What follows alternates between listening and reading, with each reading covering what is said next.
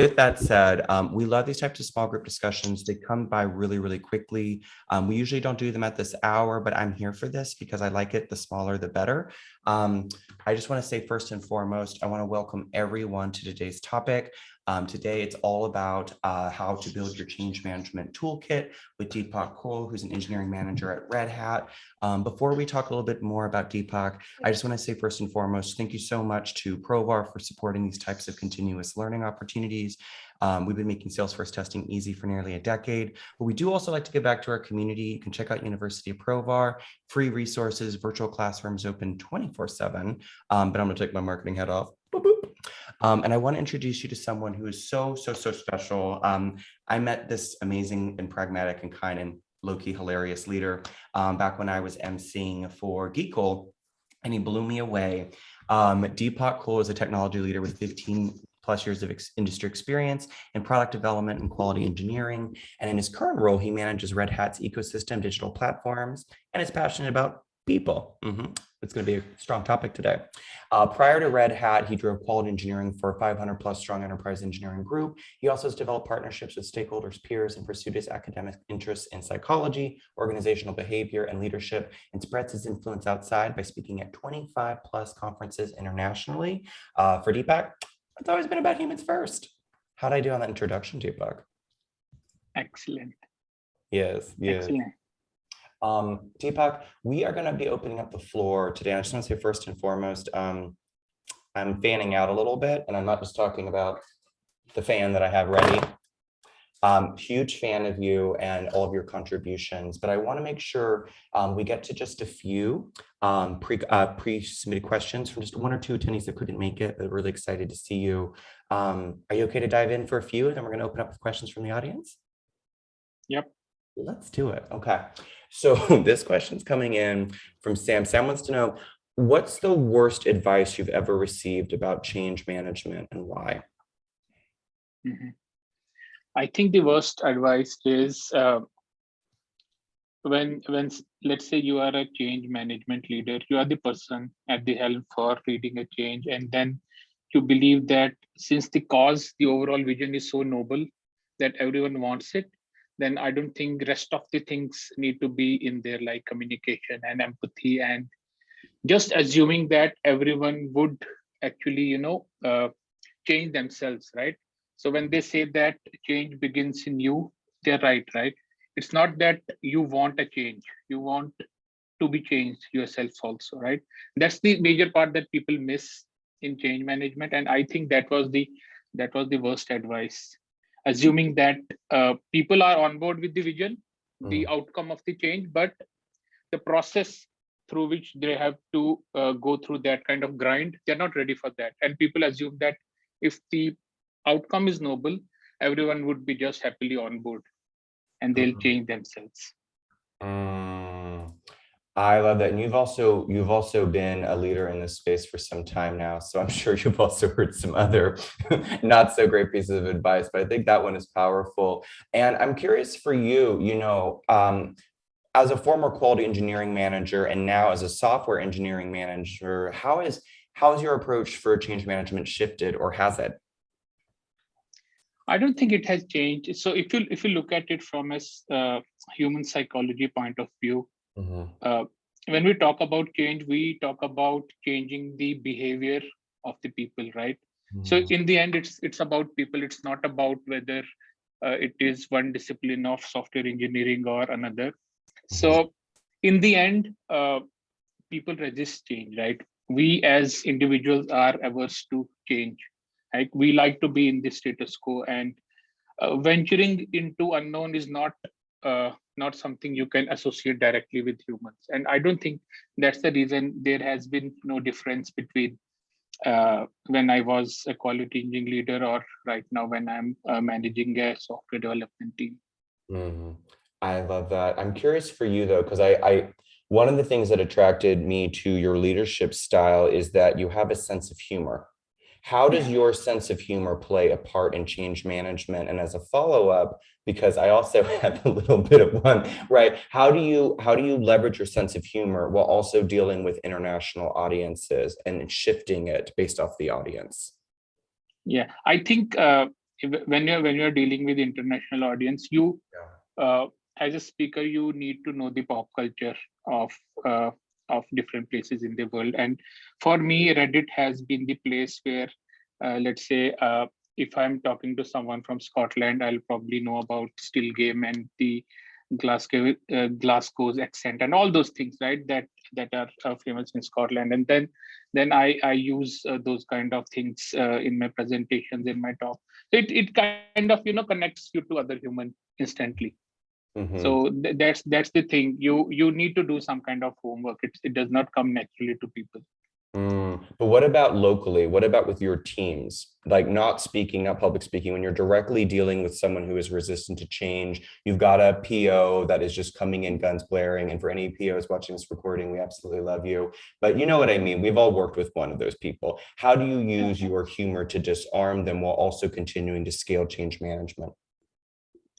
I think the good thing about humor is it is the first step in gaining someone's credibility and Mhm. trust.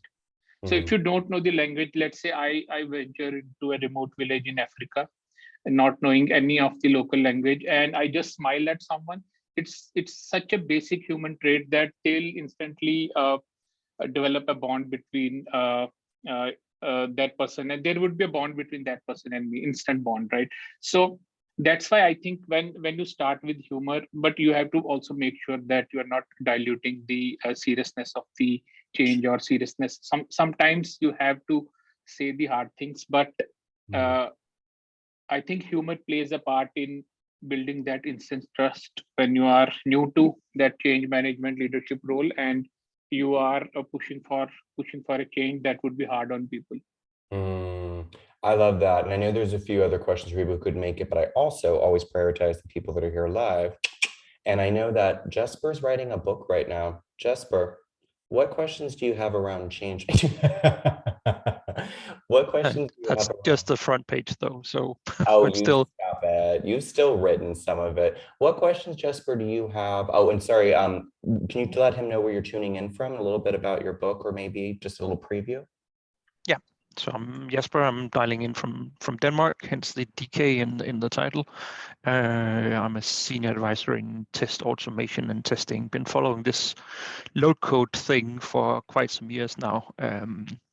So yeah, actually I took a class some years back in change management and organizational change management, and it's super useful in testing as well. So if you ever get a chance to catch up on that, I had sort of the challenge between should I do like a project management certification or this change management. I did. And then in one of the textbooks, there was a quote from Gary Weinberg. I was going, yes. And everyone was just looking at me. Yeah, I know who Gary Weinberg is because he has some very good stories about people. It's being a people problem, first of all, Deepak, as you quite interestingly also put. So, yeah, anyways, I think it's a challenge if the biggest challenge is probably when people are not motivated for the change or motivated for something else. It Mm, could be that we want to work with some people, but they have another agenda. mm, And definitely that's been some of my most struggling projects was where I was counterparting with someone who had another agenda, or perhaps even another culture, and by culture I mean that could be just here in the same country. I mean, my neighbors, they have a different way of working in their company. So mhm. so we had a disalignment both on the goals but also on the ways of working. Any tricks in handling that would be welcome. I see. My trick is whenever you are leading a change, you have to look at the people, entire set of people. Look at is the entire demographic, and divide the entire demographic into four quadrants, right? There are people. So let's say there is an x-axis and there is a y-axis. On x-axis are the people who are on board with the change itself, like the outcome of the change, but not willing to change themselves. look at our New Year resolutions, right? We want ourselves to have, let's say, 6-pack abs by March, but we're not willing to change. We're not willing to let go of the junk food in the pantry, right? So that is the people who are far ahead on x-axis. They want the change, but they don't want to change themselves. And then there are people who want to change themselves, but they are not on board with your idea of change or your vision of what that post-change world would look like. They have their own ideas. So it's a 4x4 grid, and you have people everywhere. So the people who are on board with the change, but are not willing to change themselves, what you have to do is you have to shape their path. For example, if it is your kid who does not want to let go of the junk food, then you have to shape his path or her path, and probably get rid of the junk food from the pantry. Enroll your kid in, let's say, swimming class or any other sport, something like on that side, right? It should be easy for that person to stick to the behavior that supports the change, right? Because they want, in the end, they want that change to happen, but they are struggling to adopt themselves inherently to that change, their personal habits. So you have to help them build their habits. And the other kind of people, right, that want to change, but they don't really want your idea of change. In that case, you have to do good, clear, crisp communication, right? So I think good communication plays a major role with the people who want to change but are not happy with your idea of change. So you have to elaborate on why the change that you are suggesting is a better change than what they are, and probably have a meaningful dialogue or discussion with them, right? Eventually, because you are the change leader, you will have the final say, but having a dialogue and putting the constraints on the dialogue, right? So you, for example, you take your friends to uh, a, a restaurant, uh, and you want to probably treat them, and everyone has their own options, right? Some people want Chinese food, some people want Indian food, some people want something else, some want pizza. So that's a very difficult spot to be for a person who is giving the treat, right?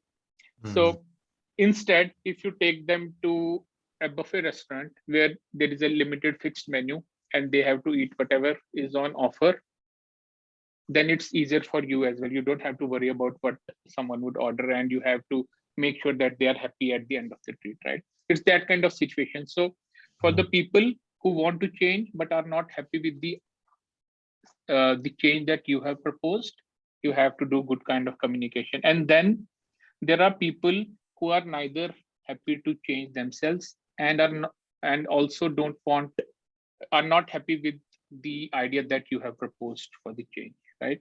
So we call those people the obstructionists in the change process. So in a way, there will always be obstructionists, right? In any, let's be honest about it, right? In any kind of change, there would be such people. And you have to, in your change process, you have to get rid of those people. I'm not saying just fire them from your company, but in the most context specific way, you have to get rid of those people. And then you also pointed out a good thing about culture, right? So if you are dealing with, let's say, a predominantly Eastern team, like APAC team.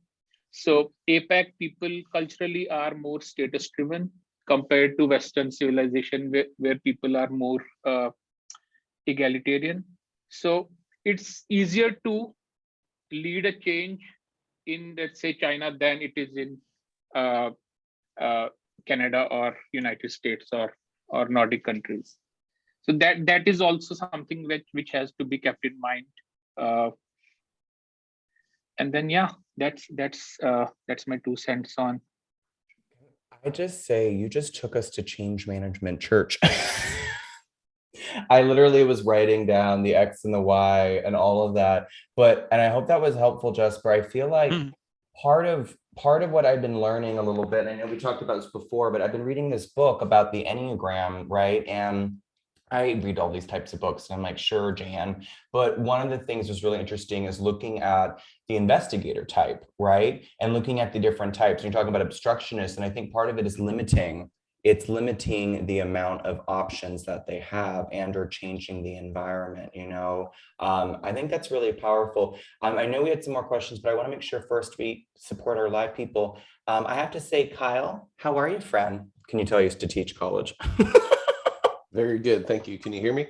Yeah, we can hear you loud. All right. Very good. Yeah, this is my first time attending, so I just thought I'd drop in and see what it's all about.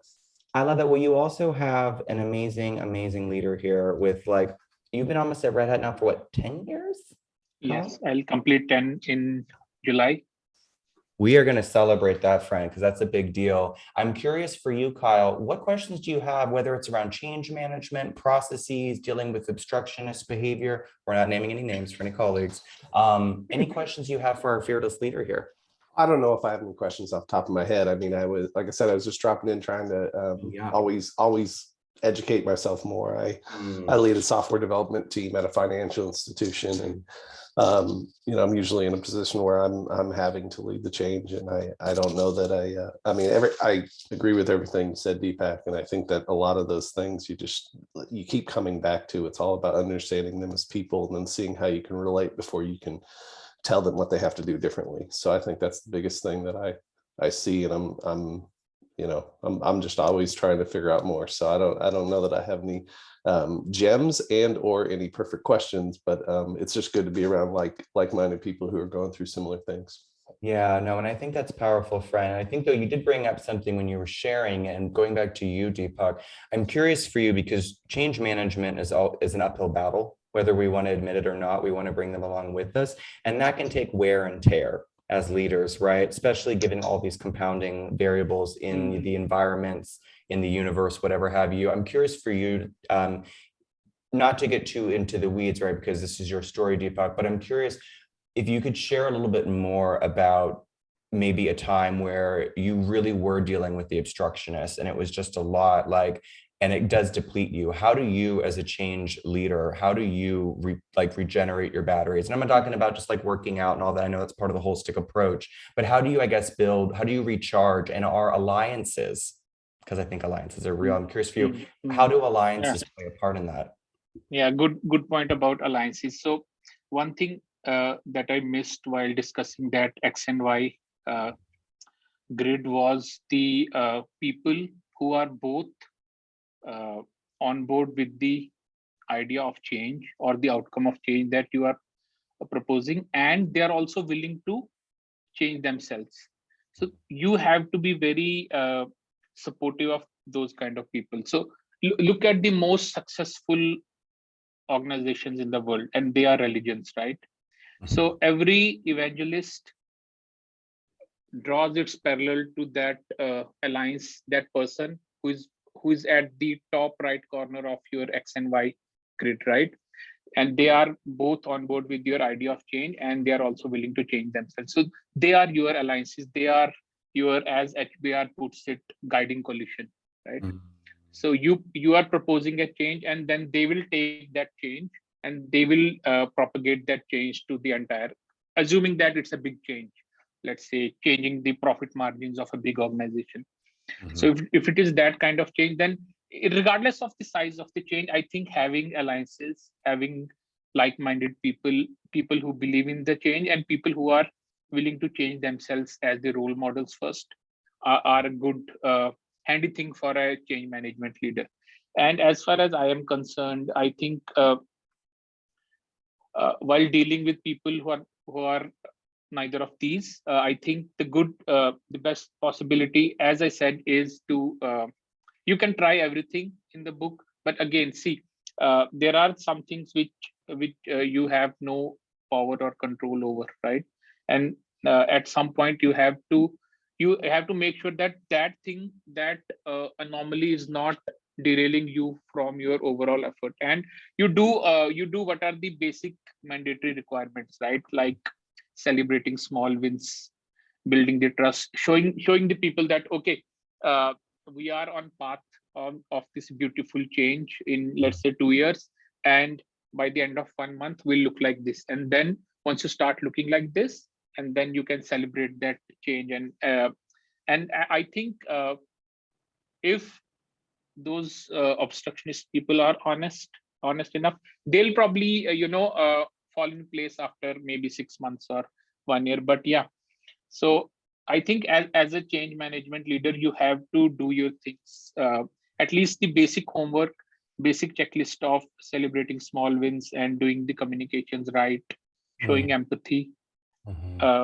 And one more point about changes is that some changes are not democratic in nature, right? Especially the big changes, right? So you also have to take care of how much of the nitty-gritties of change are you willing to discuss with the people. That also has to be taken care of. So yeah. I love that. And I think there's a saying, right? Too many cooks in the kitchen, which if you're ever cooking with me, y'all, it's just me. Don't come in my kitchen. But I do think that you have to limit the number of people, right? Because it can slow it down. But I'm curious for you, because I just like to fast track stuff. Obviously, I want to do all of my homework, but I like stuff done quickly, efficiently, holistically. I know, though, that for some people, right, we don't know. You talked about empathy, right? We don't always know what's on everyone else's plate and what their workload looks like, right? And sometimes I will read myself. I push too hard. I'm curious, what advice Tara, what advice do you have for those change leaders that are under pressure? They know that they have to meet those deadlines, and the people that they need the most, the ones that they really need, maybe we're pushing them a little too hard, right? So any advice for that balance as a change leader with deadlines that's also maybe pushing too hard? So see, again, this pushing too hard and burnouts and context switching, all of these things are very relative in nature. Yeah. Right. So if you look at, I was planning to talk about it in a separate session, but if you look at it, the only place where we talk about burnout is the white collar work, right? We never talk about burnout in sports or athletics, right? We call it peak performance. We never call it burnout, right? Because as a very promising athlete or a very successful athlete, they enjoy their work. And if you are enjoying your work, I don't think burnout ever comes into picture. If you look at that classic definition between career and jobs, they say that if you can do it for free, then it's your career. Right? The same theme goes for open source as well.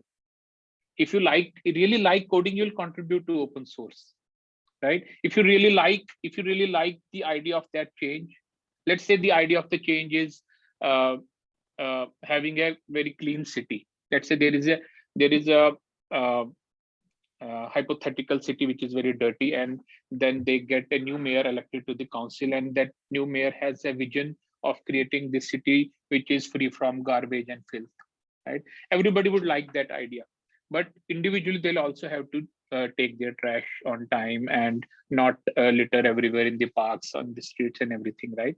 But once people start seeing smaller results, some locality has changed, maybe with good communication before and after pictures and everything, good marketing and PR, people would change their behavior eventually.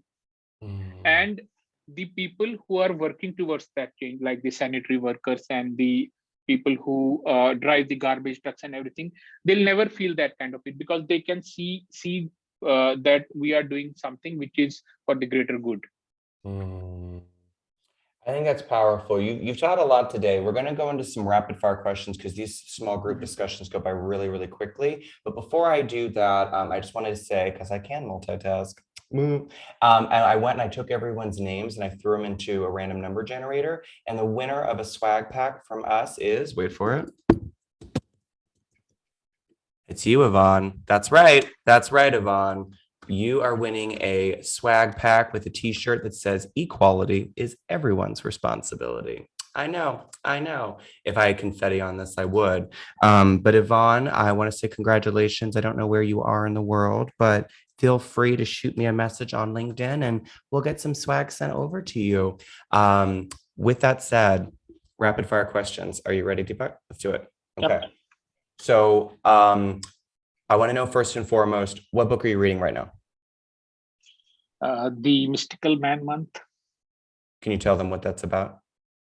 It's about the classic mistakes in effort management and effort estimation, overall estimation, like the story points fiasco that we all know about. I love this. All right. Favorite childhood album and why? Favorite what? Favorite childhood album and why? Music. Yeah, I'm not much of a music person, but I liked the Shehnai playing. Shehnai is an Indian classical instruments by Bismillah Khan, so I really liked it.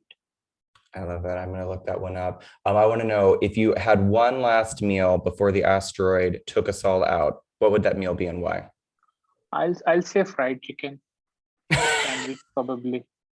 I like to keep it simple, right? I don't want to asteroid to take me away before the chef is doing this final touches or plating my beautiful dish. At least something should go inside me before I die. That is valid. I love this. Follow up. I want to know best vacation you've ever had and why. I went to Singapore once. That was really fun. I used all the public transport and it was really fun. I lost in some streets, but yeah, I love still that. fun. I love that. Last question. I want to know what's the best piece of leadership advice that you ever received and why? One of our official coaches from South Korea, she said a very simple line. She said, "Leaders give energy," and it's very simple, but it's not simplistic if you look at it, right? So it's very kind of mathematical and physics. I can probably try to derive an equation out of it, right? Leaders give energy, right? Maybe the end result would be in kilojoules. I don't know, but it really talks about the essence of leadership, right? If you are in a room with the leader and you're not feeling energetic about doing anything, right? It could be good things or bad things. There have been bad leaders, as we all know, right? So there still are. so I think the essence of leadership is giving energy. I want to say that was such a powerful way to end this small group discussion. I want to say I love that. I literally wrote that down. Leaders give energy because it's not that simple. Where was that from, Deepak? I think it would be attribution should be in order. Do you know? It was who said it? Her name is Coach Sabrina. The website is also coachsabrina.com. All right, thanks. She's from South Korea. Ooh, okay. That was an amazing last resource. And I want to say for everyone watching, please, Deepak is absolutely incredible. Stay tuned on the conference circuit for more. This was such a gift, Deepak. We know that you have plenty of ways to spend your time, and we're so glad that you shared some of your knowledge with our community and anyone watching on YouTube. We're going to put the link for Deepak. Follow him on social media for more information. Thank you all so much for being here, and stay tuned. I'm offloading some of my marketing duties as we continue to rapidly scale. And we have another round of amazing leaders coming up for y'all. So really want to say thank you so much. Deepak, you're an international treasure, man. Every time I talk to you, I have new things. So I want to say thank you. And I hope to see you at the next conference. You're amazing. Thank you. And thanks for having me. Deepak, you said something about in a different session. So we're going to bring you back, right? Yeah. Shameless. I'll be very happy to come back. I have pasted the link for Coach Sabrina's website. I love that. I'm going to make sure that we put that in the actual YouTube description too, so we get her some credit. I love that. Thank you so much again, Deepak, and from all of us here around the world, wherever you are. Thanks for having me. We see you soon. Bye. Bye all. Well. Great day. Bye.